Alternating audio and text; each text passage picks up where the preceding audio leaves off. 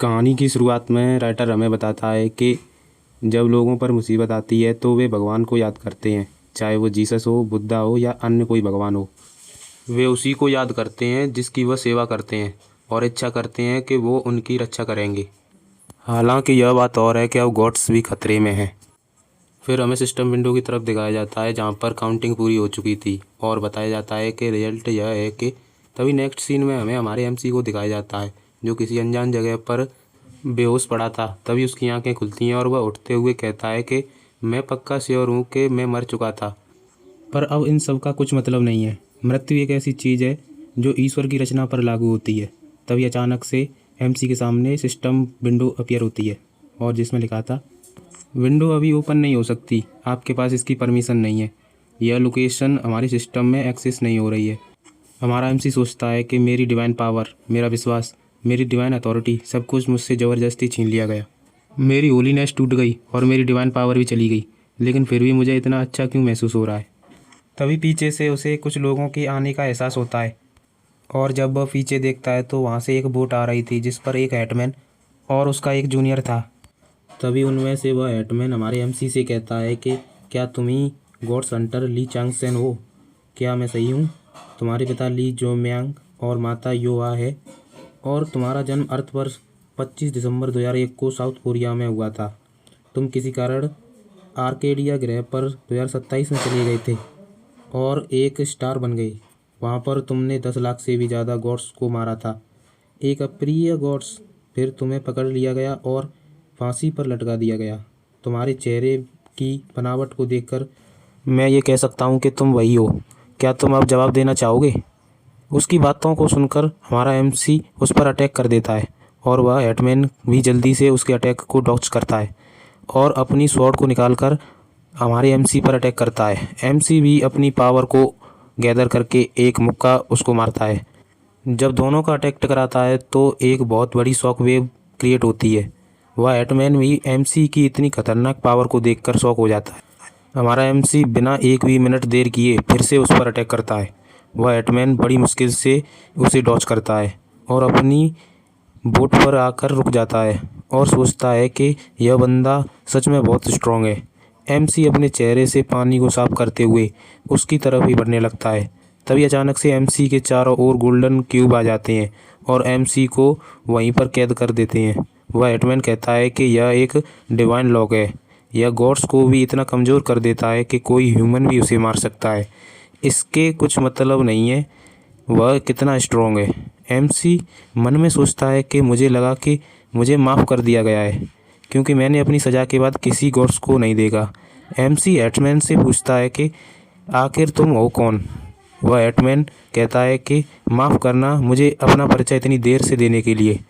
मैं हूँ यूल, पाताल लोक का एक टॉप अरेस्टर। एमसी पूछता है कि क्या पाताल लोक, क्या यह मृत्यु के बाद की जगह है? हेट्समैन कहता है कि तुम बिल्कुल ठीक कह रहे हो और तुम जो देख रहे हो यह स्टाइफ रिवर है। एमसी कहता है कि मैंने सुना है कि एक गॉड जिसे गॉड पनिशमेंट के कारण लाया गया हो वह मौत से नहीं बच पाएगा, तो फिर मैं अभी तक जिंदा कैसे हूँ? हेट्समैन कहता है कि यह सही है, पर तुम मूल रूप से हमारे अधिकार क्षेत्र में हो। अभी के लिए इतना ही, चलो साथ चलकर बातें करेंगे। जो आपको यहाँ लाया है वह तुम्हारा वेट कर रहा है। एमसी भी चुप हो जाता है और साथ चलने लगता है। हेट्समैन कहता है कि आर्केडिया उस धरती से बिल्कुल अलग दुनिया है जिस पर तुम मूल रूप से रहते थे। एमसी कहता है, क्या इसका उस अधिकार क्षेत्र से कुछ लेना देना है जिसके बारे में आपने अभी बात की? हेट्समैन कहता है कि हाँ बिल्कुल। मनुष्य जीवन रिकॉर्ड के साथ जीते मरते हैं जिसमें उनकी मृत्यु की तारीख और भाग्य दर्ज होता है और जीवन के रिकॉर्ड का उपयोग केवल उसी क्षेत्र में किया जा सकता है जहां इसे लिया गया हो। एमसी भी उसकी बातों को ध्यान से सुन रहा था। हेट्समैन कहता है, लेकिन उनमें से एक अचानक उससे अलग हो गया। हमने उसे बहुत ढूंढा पर वह किसी अजीब जगह पर चला गया। एमसी कहता है, क्या आप कह रहे हैं कि वह आर्केडिया था? हेट्समैन कहता है, हाँ बिल्कुल, और इसके अलावा उन्होंने कहा कि वह एक गॉड बन गया और चारों तरफ तबाही भी कर रहा था। हमें भी तुम्हें वापस लाने के लिए बहुत कुछ छोड़ना पड़ा। एमसी चुपचाप से उसकी बातें सुन रहा था और उस बारे में सोच रहा था जब पहली बार उसकी सिटी में डंजन ब्रेक हुआ था। एमसी कहता है, तुमने इतनी परेशानी क्यों उठाई? तुम्हारे लिए तो यही अच्छा होता कि तुम मेरे अस्तित्व को ही खत्म कर देते। हेड्समैन कहता है, कैसे पता चलेगा कि मैं वही करता हूँ जो मेरे उच्च अधिकारी मुझसे करने के लिए कहते हैं? एमसी उससे पूछता है, तो वह सुपीरियर कौन है जिसने यह निर्णय लिया? हेड्समैन कहता है, थैनोस। वह टार्टरस के साथ अबेवस का कमांडर है और कुछ लोग उसे डार्क किंग कहते हैं। हम आ गए हैं, अब से मुझे करीब से फॉलो करना। फिर वे दोनों पैलेस की तरफ उड़ जाते हैं। रास्ते में हेड्समैन बताता है कि जो जगह तुम देख रहे हो वह फायर हेल है और यह आइस हेल है। एमसी कहता है, लगता है वे एक अलग ही लेवल पर होंगे। आखिर वे क्या हैं? हेड्समैन कहता है, मैंने सुना है कि तुम एक अप्रिय गॉड बनने से पहले एक बैटल गॉड थे। एमसी कहता है, ऐसा लगता है कि आप इसमें रुचि रखते हैं। हेड्समैन कहता है, वे एक फॉलन स्टार हैं। टार्टरस न केवल मृत आत्माओं की सज़ा का न्याय करता है बल्कि ईविल एंड डेमोनिक आत्माओं को सील करने वाले गॉड्स के रूप में कार्य करता है। एमसी कहता है, मैंने ऐसा कुछ कभी नहीं सुना। हेड्समैन कहता है, अगर हेवन में उनकी प्रतिष्ठा को ठेस पहुंचती है तो कौन इसके बारे में गपशप करेगा? तभी हमें नीचे कुछ वर्कर दिखाए जाते हैं जो कुछ काम कर रहे थे। हेड्समैन कहता है, ये सभी वो लोग हैं जिन्हें कुछ काम करने की सज़ा दी गई है, क्योंकि इन लोगों के पाप कुछ ज़्यादा बड़े नहीं थे। कुछ समय बाद वे फॉलन स्टार के पैलेस के बाहर पहुंच जाते हैं। हेड्समैन कहता है, यही वह जगह है। वह फॉलन स्टार को ग्रीट करते हुए कहता है, मैं यूल गॉड सेंटर को लाया हूँ, जैसा कि मेरे मास्टर ने आदेश दिया था। तभी दरवाज़ा खुलता है और उन लोगों को कोई अंदर बुलाता है। एमसी के सामने सिस्टम विंडो आती है जो बताती है कि डार्कनेस की आंखें आपको ऑब्जर्व कर रही हैं। एमसी को भी इतनी खतरनाक प्रेजेंस फील होती है, परंतु एमसी को सोते हुए कहता है कि ऐसा लग रहा है यह मज़ेदार होगा। नेक्स्ट सीन हमें पैलेस के अंदर का दिखाया जाता है, जहाँ पर हमारे एमसी के सामने डार्क लॉर्ड बैठा था। एमसी भी उसे ही देख रहा था। डार्क लॉर्ड कहता है कि क्या तुम ही हो गॉड सेंटर? पहले मैं तुमसे कुछ पूछना चाहता हूँ।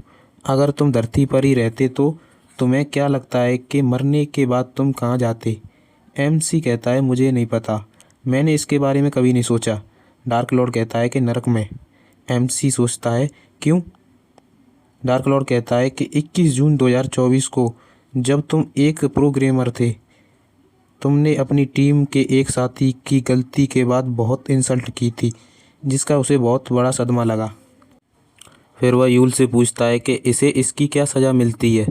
यूल कहता है कि इसे जो सज़ा मिलेगी वह यह है कि 15 दिन तक जीभ पकड़ने वाले नरक में उसकी जीभ खींची जाएगी। डार्क लॉर्ड कहता है, जैसा इसने कहा, और अप्रैल 9 को 2024 को तुमने अपने एक पुराने दोस्त की रिक्वेस्ट को इग्नोर कर दिया क्योंकि तुम गेम खेल रहे थे। यूल कहता है कि यह नाइफ हेल मॉन्स्टर में होगा। डार्क लॉर्ड कहता है, सितंबर 2017 तुमने स्कूल जाते समय एक चींटी को कुचल दिया और मार दिया, और इसलिए 4 दिन तक तुम्हें पॉइजनस स्नेक हेल में बिताने होंगे। 2009 में तुमने सोते समय अपना बिस्तर गीला कर दिया और इसका दोष कुत्ते पर लगा दिया। इसके लिए जीभ फाड़ने वाली हेल में 10 दिन और एक्स्ट्रा बिताने होंगे। और 26 साल कोरिया में रहने के बावजूद तुम एक भी लड़की को हाथ तक नहीं लगा पाए। इसके लिए तुम्हें 10 दिन डार्कनेस के हेल में बिताने होंगे। एमसी चिल्लाते हुए कहता है कि आप करने की कोशिश क्या कर रहे हो? वे दोनों उसकी तरफ देखते हैं और डार्क लॉर्ड कहता है कि मैं मजाक नहीं कर रहा हूँ।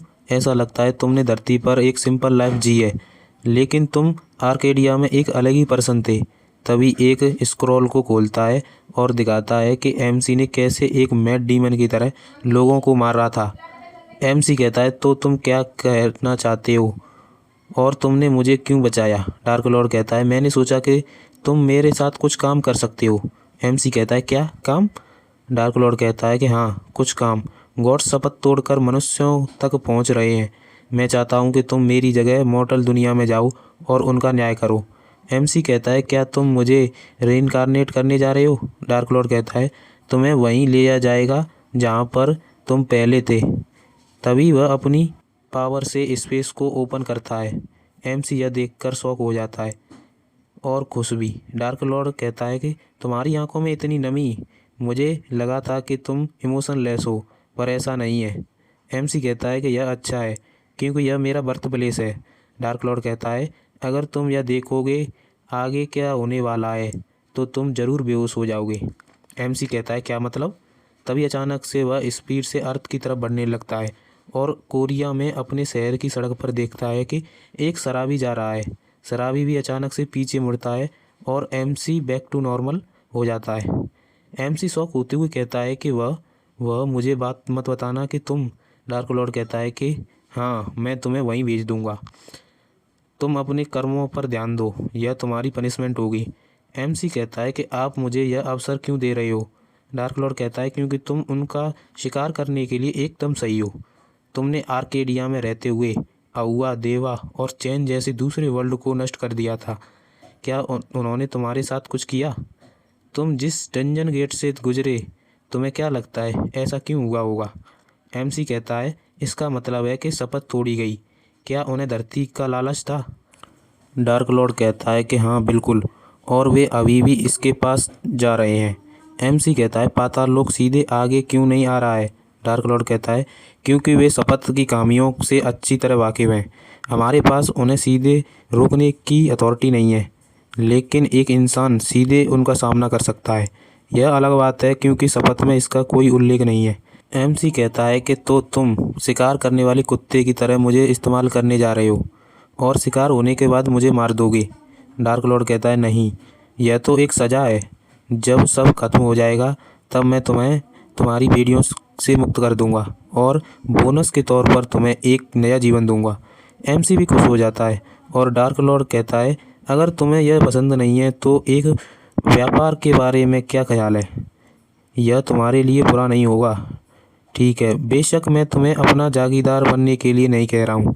मैं तुम्हें एक उपहार दूंगा। एमसी कहता है क्या एक उपहार, और वह क्या है? डार्क लॉर्ड कहता है अथॉरिटी। एमसी यह सुनकर कुछ देर चुप हो रहता है, फिर कहता है कि क्या यह एक ऐसी चीज़ है जिसे आप इतनी आसानी से बांट सकते हैं? यह पाताल लोक के नियमों के विरुद्ध होना चाहिए। डार्क लॉर्ड कहता है पाताल लोक स्वयं मेरे अधीन है। यह तुम्हारी स्वतंत्रता के लिए एक उपहार माना जा सकता है। अच्छा, तो तुम क्या ऐसा करोगे? एमसी भी एक क्रीपी स्माइल देते हुए कहता है कि अगर आप मुझे इतना सब कुछ दे रहे हो तो मना करने का कोई कारण नहीं है। डार्क लॉर्ड कहता है बहुत बढ़िया, तो लेन देन पूरा हो जाएगा, और खुश होते हुए कहता है कि अब तुम्हारा रीइंकार्नेशन शुरू होगा। सभी लोग रिग्रेशन गेट खोलने के लिए तैयार हो जाओ। एमसी भी खुश होते हुए गेट की तरफ बढ़ने लगता है। नेक्स्ट सीन हमें यूल और एमसी को रिग्रेशन गेट की तरफ जाते हुए दिखाया जाता है, जहां यूल एमसी से कहता है कि तुम एक बात मत भूलना कि तुम अब कोई गॉड नहीं हो। तुम अर्थ पर एक ह्यूमन बनकर ही जा रहे हो। तुम्हारे पास ना तो पावर होंगी ना ही डिवाइनिटी। तुम्हें शुरुआत से शुरू करना होगा। एमसी भी कहता है हाँ, मैं इस बात का याद रखूँगा। यूल कहता है इसके अलावा तुम्हारी आत्मा अभी भी डिवाइन लॉक से बंधी हुई है। जिस वक्त हमें तुम पर शक होगा यह लॉक एक्टिवेट हो जाएगा, इसलिए तुम कंट्रोल रखना। एमसी कहता है इसके इतने लंबे भाषण से मेरे कान में दर्द होने लगा है।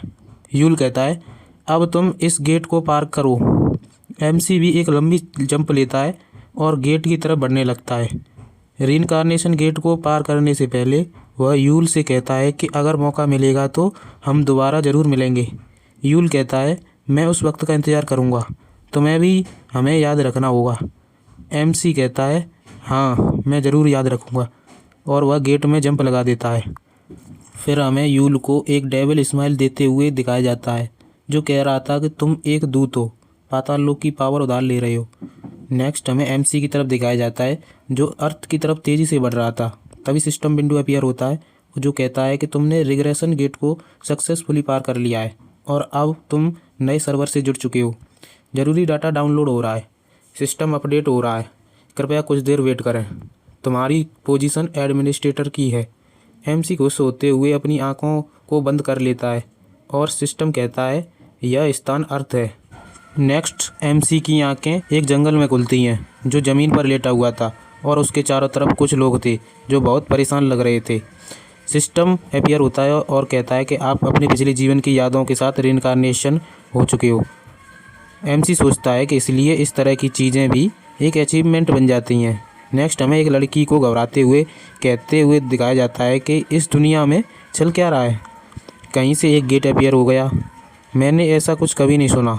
एमसी सोचता है कि ब्लैक हेयर वाले और ब्राउन आँखों वाले ये लोग जो कोरियन बोल रहे हैं, सच में मैं रिबॉर्न हो चुका हूँ।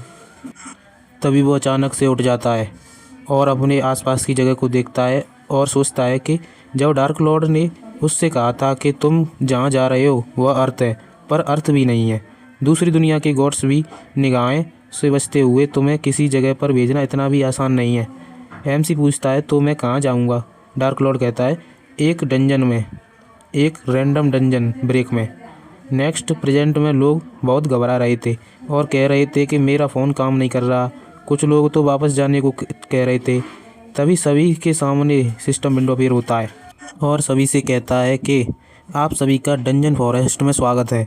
वर्तमान लोगों की संख्या 431 है।